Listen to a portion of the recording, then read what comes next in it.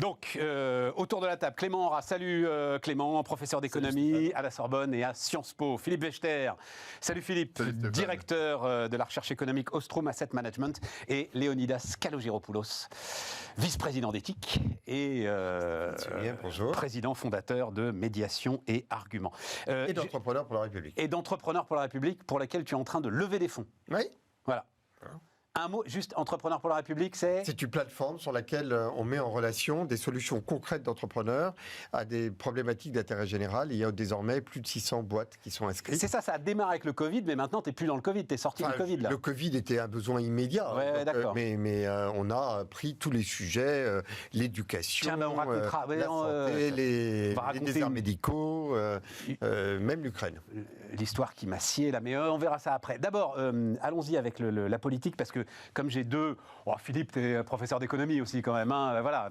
Ça va du temps bien. Il y a quelque chose qui m'intéresse. Quoi. Voilà. Donc aujourd'hui, là, Jean-Luc Mélenchon a fait une conf de presse avec un certain nombre d'économistes qui ont, comme le dit Jean-Marc Daniel, tous les parchemins. J'adore cette expression de Jean-Marc Daniel. Voilà, j'ai tous les parchemins, diplômés, etc. et tout.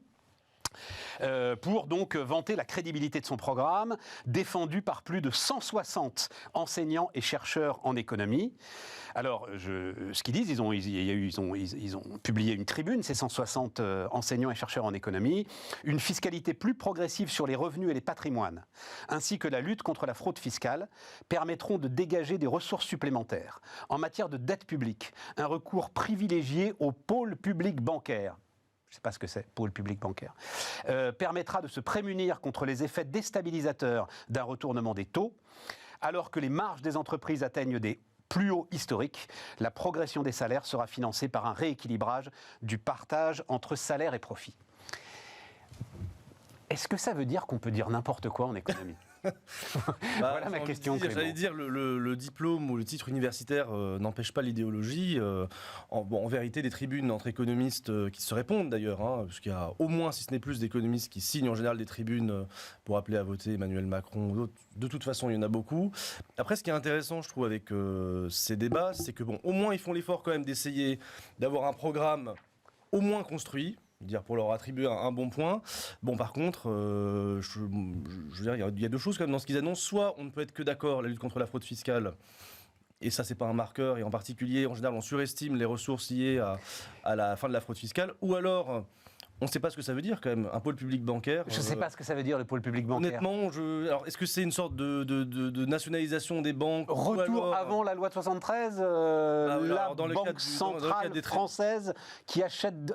Il faudra expliquer vraiment la différence qu'il y a avec, en termes de résultats, disons, entre ça et la politique monétaire qui a été faite, objectivement. En plus, ça revient au même. Bon, voilà, bien sûr, c'est pas exactement la même chose, mais enfin, de toute façon, il y a eu une forme de sociabilisation de la dette publique, voilà, sous le fait, on va dire, de la politique monétaire de la BCE.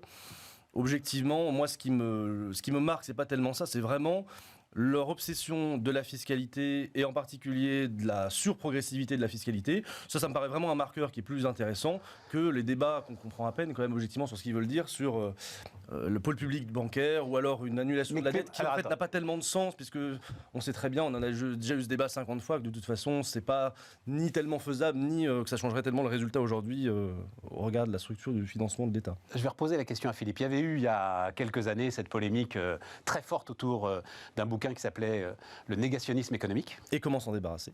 Ah, c'était le sous-titre. Et comment s'en débarrasser de Cahuc et Zilberberg. Oui, voilà, de Pierre Cahuc. Philippe, est-ce que ça veut dire qu'on peut dire n'importe quoi en économie ? D'une certaine manière, oui. C'est-à-dire que moi, ce que je perçois à travers, travers les propos, c'est que finalement, on change de modèle. Ce qui n'est pas dit là, quand on dit on va fixer les prix, les taux d'intérêt, parce que ça ne nous intéresse pas de subir la hausse des taux d'intérêt, ça veut dire qu'on ferme l'économie.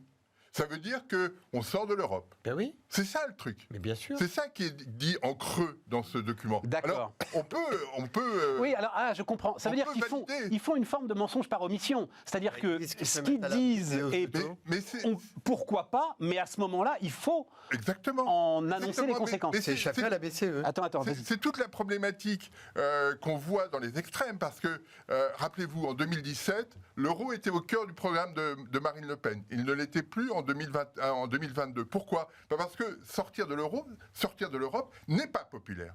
Donc on évoque tout un tas de choses autour sans dire ce qu'il en est. Et ce qu'il en est, là, très clairement, dans les programmes qui sont évoqués, il y a ces propos-là. Il y en a d'autres intervenants de NUPES qui disent... Non, ce que j'ai lu là, alors juste pour être clair, parce que c'est vrai que c'était pas très clair, ce que j'ai lu là, c'est...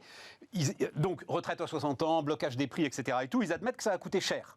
Et donc, c'est les sources de financement, en fait, qu'ils proposent. Justement, on veut faire notre petite tambouille et on se débrouillera tout seul pour le financer. Parce que si on est dépendant de la BCE, de la Commission européenne, ça va être très compliqué. C'est vrai. Et donc, on fait notre truc. Alors, on rétablit un service public bancaire. On ne sait pas très bien ce que c'est. Est-ce qu'on refait une caisse des dépôts énorme ? Est-ce qu'on dope BPI ? Je ne sais pas. Est-ce qu'on aura tous un compte et un chéquier Banque de France ? Ce sera peut-être très chic, mais en même temps... Non, mais même, enfin, heureusement, il y avait eu il y a quelques années une polémique sur la loi de 73. La loi de 73, c'est celle qui, pour le dire brutalement, interdit à la Banque de France, à l'époque, de racheter directement la dette publique. Et oui, mais c'est la France de 73, elle est ambitieuse, elle est mondialisée, enfin bon bref, elle est conquérante. Même si tu fais ça, enfin ça règle pas le problème. C'est pas en émettant de la monnaie de singe que tu vas financer la retraite à 60 ans.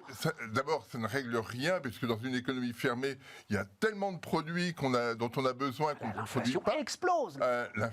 Oui, non, mais c'est quelque chose qui ne fonctionne pas.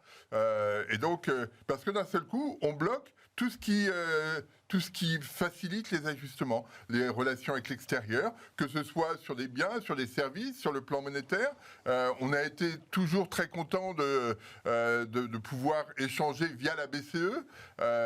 Si on bloque ça, comment on fait ? Philippe, quelle crédibilité on a ? Ces 160 économistes dotés de parchemins, etc., ils le savent, ça, évidemment. Tu vois, c'est ça qui me... Tu en doutes ? Léger sourire, je décris le léger sourire de... C'est toujours la querelle un peu entre hétérodoxes et orthodoxes, mais objectivement, moi je me cache pas, j'ai toujours considéré qu'il y avait une vraie différence de niveau, au sens intellectuel du terme, entre l'orthodoxie et l'hétérodoxie. En défaveur de l'hétérodoxie. Piketty est hétérodoxe. Entre les deux, je dirais. Il publie de manière orthodoxe dans certains de ses articles de recherche, c'est ça. en particulier dans l'American Economic Review. Et puis les tribunes dans le journal Le Monde. Ouais, voilà, c'est ça. Et après, voilà. Mais il y a une phrase, pour rebondir sur ce que je disais, qui est très intéressante de Jean Tirole. Donc là, c'est quand même l'orthodoxie, peut-être la plus aboutie, en même temps une des plus brillantes qui existe. C'est de dire, normalement, les économistes, et c'est dans le préambule du règlement des adhérents de l'Association française de sciences économiques, de l'AFSE, c'est de dire, normalement, un économiste universitaire ne doit pas, que ce soit dans une tribune politique, que ce soit dans un journal, que ce soit dans la vulgarisation, ne doit pas défendre une thèse qu'il ne pourrait pas défendre dans la recherche devant ses pairs. Voilà. Sinon, c'est de la malhonnêteté intellectuelle, c'est-à-dire qu'on a un double discours, on publie et on voit que c'est pas exactement ce qu'on pourrait dire en termes de crédibilité scientifique, et puis après on raconte un peu n'importe quoi derrière. Après, l'imbrication entre le politique et l'économie, ça a 200 ans, de toute façon. Léonidas ? Non, je pense qu'il y a une volonté d'habiller, comme souvent, des atours de la science, une position qui est une position politique, idéologique. Et je regrette presque que l'on mêle la science économique à tout ça. Ce n'est pas indigne d'avoir des positions politiques. C'est même noble de dire on fait des choix et on regarde comment on peut atteindre ces choix. Et donc, effectivement, en transparence, on considère que l'Europe n'est plus adaptée à nos objectifs. On regarde, mais de vouloir habiller cela d'économistes qui, effectivement, viennent souvent, d'ailleurs, pardon de le dire à des économistes, mais assez fréquemment, les économistes disent « Ah, mais Keynes a dit ça, c'est pour ça que je plaide pour la relance par la consommation, alors qu'on voit bien que la volonté derrière, c'est pas de faire de l'économie, c'est qu'on pense qu'il faut booster le pouvoir d'achat. Ça, c'est du name dropping, c'est pas de la... C'est ça. On cite c'est ça, ouais. Friedman, Oui, parce que ça résonne dans la ça tête résonne des... bien. Là où Léonidas a raison, c'est qu'il y avait une phrase d'André Orléans que beaucoup de gens connaissent parce que c'était un peu le chef de file des hétérodoxes pendant un moment. C'est celui qui avait créé et présidé l'association concurrente, l'association française d'économie politique, et qui disait, il avait publié une tribune dans Le Monde, un économiste est là pour servir son camp politique. C'est une phrase qui avait et qui est reprise d'ailleurs par Keluck et Zilberberg dans le négationnisme économique. Bon là tout est dit. Une fois qu'on est là pour servir son camp politique, on fait plus de la science, on fait de l'idéologie. On fait l'idéologie, mais... Oui, mais ça peut être, pardon Léonidas, ça pourrait être une idéologie appuyée sur la science. T'es pas obligé de dire que la Terre est plate, tu vois, si t'es astrophysicien, Non, bien sûr. pour aller voyager loin. En même temps, les références de Jean-Luc Mélenchon, elles sont quand même dans des pays qui se sont enfermés dans un système et qui ont plutôt mené leur population à la misère. Donc, il reprend ses dogmes alors qu'il ait trouvé des économistes. Enfin, je trouve que ça en dit long. Je suis désolé de Vas-y. mais ça en dit long sur toute une population de gens qui travaillent dans des universités, qui ont l'estampille d'économistes et qui viennent servir. Combien publient et combien n'ont pas publié depuis 10 ans, 15 ans pour certains? Je sais pas. Philippe? J'en ai des collègues comme ça. Ouais. Voilà. Non, mais quand on regarde les physiciens, on a Einstein en tête et quelques autres. Mais il y en a plein, et il y en a plein qui n'ont jamais publié. Et pourtant, ils ont une idée de... là, c'est pareil. C'est-à-dire que sur l'économie, chacun a son idée. Et, Oui, mais un physicien ne remettra jamais en cause la théorie de la gravitation, tu vois. Mais moi, je suis absolument désolé. Non, mais c'est tout le propos de ce bouquin passionnant de Keluck et Zilberberg. Leur propos était de dire, je crois que tu t'en souviens, Philippe, de dire il y a un certain nombre de faits économiques qui sont aujourd'hui quasiment des axiomes. Il y a une partie de la science économique qui peut s'assimiler à de la science dure. Voilà. Oui. Et ça avait soulevé. Oui, mais je voudrais lever de bouclier. Dire, en espérant que mes amis autour de la table me le pardonneront, mais il m'arrive aussi de voir des économistes venir justifier, fort de leur savoir économique, des thèses totalement inverses. Et je ne trouve pas que ce soit plus justifié. Je pense qu'il faut savoir et avoir l'honnêteté de dire que lorsque l'on a une posture politique, elle est idéologique, et que par ailleurs, on peut avoir un débat d'économistes, mais le mélange des genres, il est aussi, me semble-t-il, malsain avec Jean-Luc Mélenchon. Ah oui, toi tu penses qu'il ne devrait pas en fait faire valider son truc par... t'as pas tort. D'ailleurs, il est le seul à le faire en fait. On va aborder des sujets de refondation économique ou politique dans un instant. Je pense qu'il y a quelques dogmes dont on peut parler qu'il faut faire bouger. Je ne vais pas demander à mes amis ici économistes de venir justifier ce qui me semble être une posture politique. Oui, c'est intéressant. Il y a aussi une vraie question, et en même temps sur une chaîne comme Bismart où il y a vraiment aussi une volonté de rendre accessibles les débats économiques à beaucoup de gens, il y a vraiment quand même un problème, on va dire une dialectique entre d'une part des économistes qui seraient uniquement dans la recherche sans jamais descendre dans l'arène, dans le débat, et parfois on leur reproche, ça c'est vrai que les économistes qui restent dans leur tour d'ivoire et dans des modèles qui sont relativement sophistiqués, qui veulent pas d'ailleurs faire d'efforts de vulgarisation, c'est en même temps un problème, et en même temps s'ils vont dans l'arène, ils sont quand même forcés en général de répondre, on voit à la question politique qui est souvent quand même intimement liée, et l'association des deux en France pose un certain nombre de problèmes. Il y a des débats, par exemple, aux États-Unis qui ont lieu, où les économistes sont à la fois beaucoup plus investis dans le débat public et en même temps, dans les administrations centrales, ont des postes à responsabilité de manière plus fréquente. Nous, en France, on n'a pas ce système, on a moins ce système, on va dire, à la fois de débat politique avec des économistes et en même temps des postes de responsabilité dans les administrations. Parce qu'on a peut-être aussi cette vision où la science économique doit rester un petit peu en décalage. Et je dirais même, pour connaître le fonctionnement des universités, etc., que c'est souvent mal perçu dans le monde universitaire de ne pas être autre chose qu'enseignant-chercheur, c'est-à-dire de descendre dans l'arène, d'avoir un poste à responsabilité dans une direction centrale, de descendre, y compris dans l'arène politique, pour être par exemple candidat, ou d'être conseiller, c'est pas quelque chose qui est toujours bien vu et c'est quelque chose parfois des gens il salit les mains en faisant de la politique. Ouais. Quoi. C'est pas, il y a aussi cet esprit français qui est à mon avis un peu particulier. Quand même. Philippe, tu voulais ajouter un truc? Il y a cet écart. Alors, moi, je vais juste citer une anecdote. J'étais universitaire à l'époque. J'ai appris le krach boursier de 87, donc ça date un peu, en lisant Le Monde. C'est-à-dire que personne à l'université n'avait parlé du krach boursier, alors que ça avait remué ciel et terre, si je puis dire, à l'époque. Donc on a cet écart terrible entre l'économie telle qu'elle se vit au quotidien et la façon dont on l'aperçoit. Et je me souviens d'une réflexion d'un économiste que j'aime beaucoup, que je ne citerai pas, mais qui me disait, j'ai rencontré un économiste américain dont le nom m'échappe là à l'instant, et qui connaissait la structure des détenteurs de la dette publique américaine. Et en disant, en étant un peu admiratif, mais en disant, mais il met les mains dans le cambouis. À quoi ça sert de s'intéresser à la gestion quotidienne de la dette? Donc c'est très ambigu.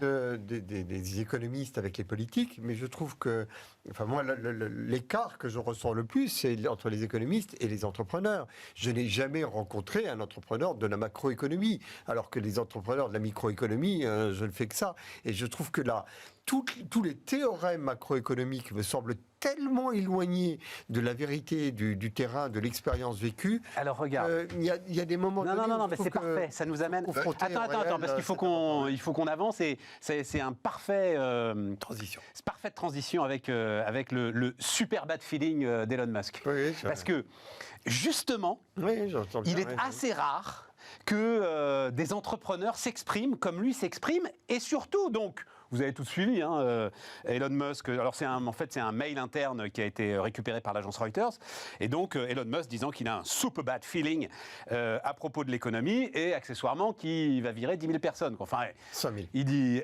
arrêtez-vous de recruter, et puis non, ils sont 100 000 et il va en virer 10 000. Voilà. 10%. D'accord. 10% des effectifs. Alors, pour aller dans le détail, mais 10% des effectifs, mais des fonctions support. C'est-à-dire qu'ensuite, il a précisé, ça ne concerne ni ceux qui construisent les voitures, ni ceux qui construisent les batteries, ni ceux qui installent les panneaux solaires. Les trois grandes activités, en fait, de Tesla. C'est vrai qu'on oublie assez souvent les panneaux solaires. Moi, ce qui m'intéresse, c'est Morgan Stanley, tu vois, qui derrière, donc l'économiste de Morgan Stanley, l'équivalent de Philippe Wechter, qui dit, ah ouais, un gars comme Elon Musk, il a quand même... Alors, des insights, je ne sais pas comment on peut traduire insight, des tuyaux, on va dire ça comme ça, des tuyaux sur l'économie mondiale qui sont uniques. Donc je pense que ce qu'il dit est super crédible. J'ai rarement, enfin, je ne sais pas si c'est pas une première, Philippe, qu'un économiste, puis Morgan Stanley, quoi, quand même, voilà, oui, ou Natixis, mais qu'un économiste valide comme ça les prévisions assez banales quand même d'un entrepreneur. Il est en train de devenir une sorte de gourou mondial, Elon Musk, tu vois. Peut-être. Je suis pas complètement. Non mais pardon, il est aussi potentiellement en train de donner des indications sur sa propre boîte. Sans doute.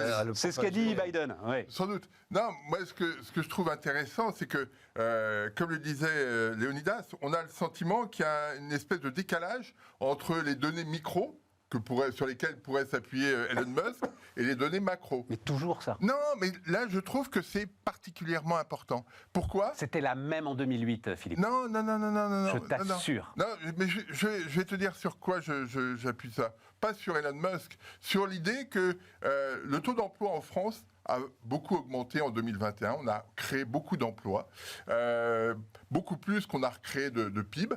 Le PIB et l'emploi sont au-dessus de 2019, mais l'emploi beaucoup plus que le PIB. Et pour autant, les entreprises ont des taux de vacances qui sont historiquement élevés. Et donc, la question qui est posée, c'est à l'échelle macro, on ne voit pas pourquoi les entreprises doivent recruter. Est-ce qu'il n'y a pas, justement, une dynamique microéconomique de complémentarité, d'innovation, de je ne sais quoi, qui fait qu'il y a un besoin d'emploi beaucoup plus important et qu'on ne le perçoit pas du tout à l'échelle macro. Et c'est ça que... Ou peut-être même des emplois de précaution, vu la difficulté à recruter.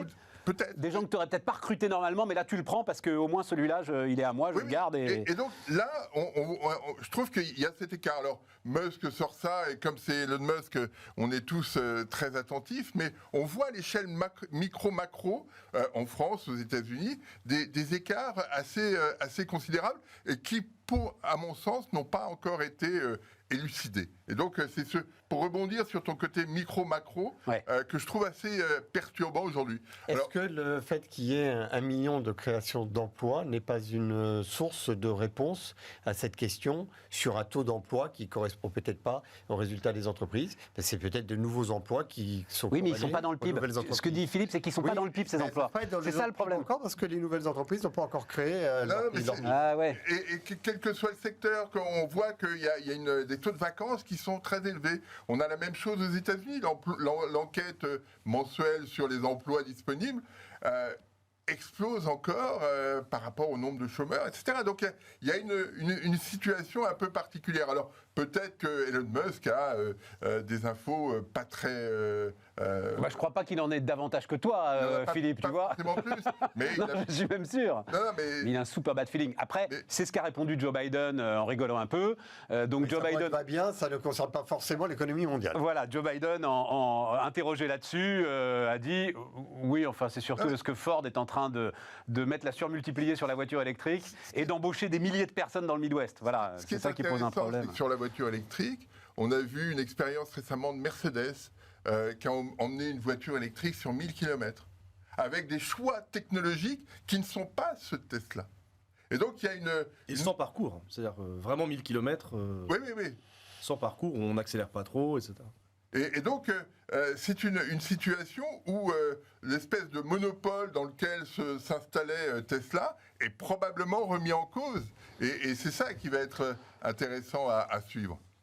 Est-ce qu'il va fuiter volontairement ce genre de mail? Mais moi, j'étais totalement dans cette idée que ce genre de choses, quand ça sort, c'est qu'on n'est pas trop mécontent. Déjà, c'est bizarre d'écrire ça dans un mail. J'ai un super bad feeling dans un mail. Dis ça à ses collaborateurs. Oui, mais ça, c'est Musk. Oui.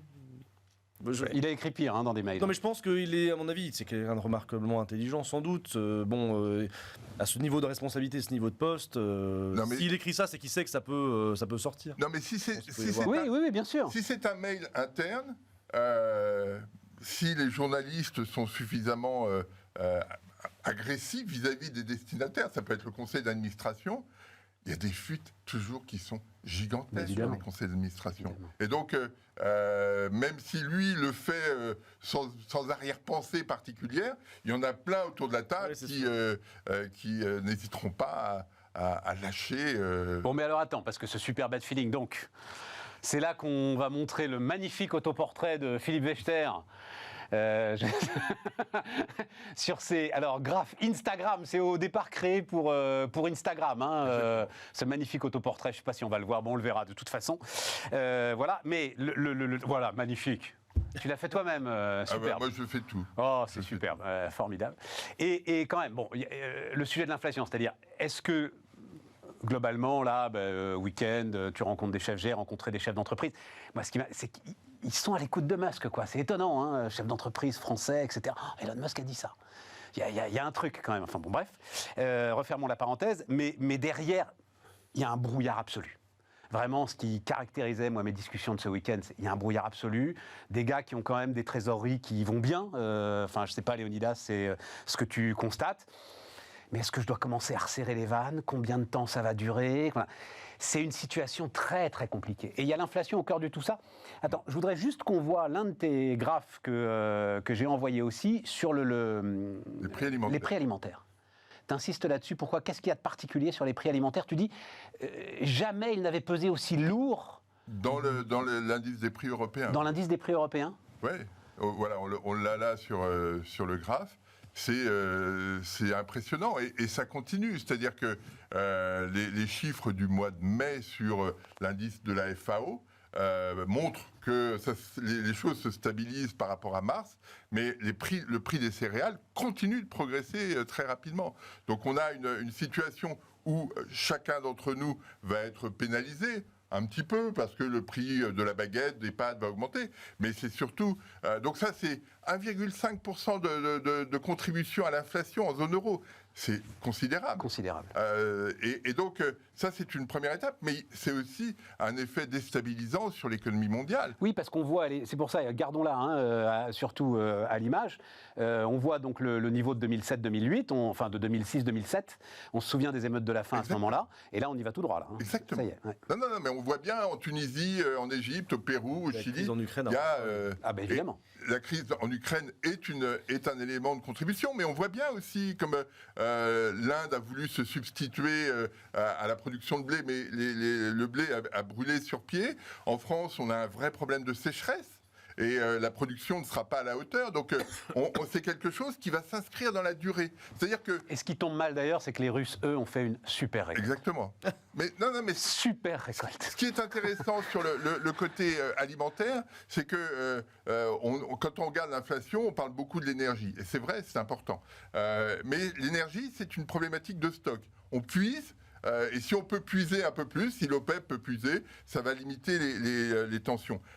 Sur les céréales, on est sur une problématique de flux. Absolument. Et donc, si on ne peut pas exporter d'Ukraine et de Russie, si les récoltes ne sont pas bonnes, ça veut dire qu'à la fin 2022, on n'aura pas de stock.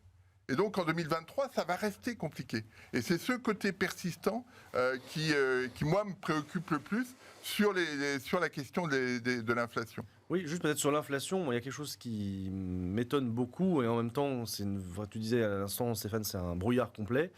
Il y a beaucoup alors, à la fois d'informations contradictoires et de prévisions difficiles à interpréter. On a par exemple la DG Trésor qui prévoit quand même une inflation retour à la normale 2023. C'est quand même... Enfin, retour à la normale, hein, c'est vraiment une baisse sensible de l'inflation en 2023. Et Bruno Le Maire qui donc l'a annoncé les chiffres de ses propres services. En même temps, il y a vraiment quand même toujours ce débat entre économistes, entre vraiment est-ce que l'inflation actuelle c'est de l'inflation de long terme qui va durer pendant des années, ou est-ce que c'est vraiment très ponctuel, alors ça peut être la crise en Ukraine ou autre. Moi, j'ai l'impression, en fait, alors sans être spécialiste de l'inflation, que globalement, un certain nombre de facteurs sont quand même globalement plutôt des inflationnistes ou déflationnistes dans la lignée, on va dire, de la stagnation de la demande au niveau mondial, etc. À quelques exceptions près. Je parle sur le siècle. Hein. Mais il y a quand même quelque chose qu'on maîtrise absolument pas aujourd'hui sur l'inflation future, c'est le coût de la transition écologique. Et à mon avis, c'est vraiment la seule vraie variable qui pourrait provoquer de l'inflation de long terme qu'on ne maîtrise pas vraiment aujourd'hui. Et ce dont c'est pas tellement la politique monétaire. Non, mais ce dont parlait Philippe tout à l'heure, l'emploi. C'est-à-dire le mystère de l'emploi, de la raréfaction de l'emploi, de appelle-le comme tu veux, grande démission, etc. Plus de toute façon, vieillissement global de la population, moins de gens pour bosser, moins de production, quelle que soit la capacité de robotisation, de progrès, de gain de productivité qu'on peut avoir. Donc, oui. Mais je dirais que là, il y a peut-être un peu plus d'incertitude. On ne sait pas vraiment quel va être le rythme, l'évolution de la gain de productivité. Sur la question de la transition de l'environnement, parce que l'idée que dès qu'on fait de l'environnement, ça coûte plus cher, c'est une idée qui me semble avoir beaucoup de contre-exemples. Lorsque l'on prend un secteur comme celui que l'on appelait traditionnellement l'équarrissage, qui est ce qu'on appelle les coproduits animaux, on prend une carcasse, on a 50% qui va à l'alimentation humaine, et tout le reste est désormais recyclé et vraiment dans une économie circulaire très positive. Tout a des débouchés. Et puisque ça a des débouchés, c'est des ressources. Avant, c'était des déchets, c'était des pertes. Ces ressources permettent d'injecter jusqu'à 200 millions d'euros de revenus nouveaux sur la filière animale. C'est-à-dire qu'on a fait de l'environnement, on a fait du positif pour la planète, du positif pour le sanitaire, et ça rapporte de l'argent. Oui, Philippe. Alors, je veux dire, mais Léonidas, ça pèse quoi côté du bâtiment? Face au chiffrage, le coût de la transition... J'ai des exemples absolument identiques. On est sur des milliers de milliards de dollars. Du plastique pour faire des isolants. Je pense véritablement qu'il y a... La RE 2022, c'est 10 à 15% de coûts de construction en plus. Tu peux le mettre dans tous les sens, malgré toute l'ingéniosité formidable des entrepreneurs, Léonidas. Moi, je pense qu'il y a deux choses. Sur le retour à une inflation plus raisonnable, en fait, on va avoir un effet de base terrible. C'est-à-dire que là, cette année, on compare un prix du pétrole à $45 il y a un an à $120 aujourd'hui. Dans un an, si s'il n'y a pas de dégradation particulière, on aura un prix qui sera toujours à $120. On le comparera à $120. Oui, tout à fait, oui. Et donc, comme la contribution de l'énergie au taux d'inflation, c'est 4,5% en zone euro aujourd'hui, 4%, ces 4%-là disparaîtront. Ouais. D'où ce retour. Alors, sur la transition énergétique, moi, je suis persuadé qu'on va avoir une augmentation des coûts absolument considérable. Pourquoi ? Parce que il y a deux choses qui vont arriver. La première, c'est qu'il faut qu'on sorte du pétrole. On va passer de 80% de consommation d'énergie fossile aujourd'hui à 30% en 2050. C'est une révolution absolument gigantesque qu'on ne pourra pas faire. Qu'on ne pourra pas faire, mais qu'on doit faire. Dans laquelle on doit s'inscrire, même si on n'y va pas en 2050. Ça, c'est le premier point. Et puis le deuxième point, c'est qu'on s'aperçoit que sur toutes les matières premières qui sont nécessaires aux énergies renouvelables, on a peu de pays qui sont producteurs, qui aujourd'hui ne sont pas très puissants, mais qui vont gagner en puissance et avoir une capacité, un pouvoir de marché absolument considérable, similaire à celui de l'Arabie Saoudite sur le pétrole, etc. Et donc, on va avoir quelque chose qui va être beaucoup plus compliqué que ce qu'on imagine. Et donc, on a ce phénomène-là. Et puis, si on veut aller jusqu'au bout sur la question inflationniste, le monde a changé. La Chine et les États-Unis ne font plus la ronde ensemble. Et donc, la désinflation qu'on a importée depuis 20 ans, qui fait que la contribution du prix des biens en Europe, aux États-Unis, autour de 0,01 en moyenne sur 20 ans. C'est-à-dire les prix des biens n'ont pas augmenté en moyenne. Là, on a mis une pelle de sable dans les mécanismes internationaux et on n'apportera plus de désinflation. Et donc ça, c'est compliqué. On marque une pause.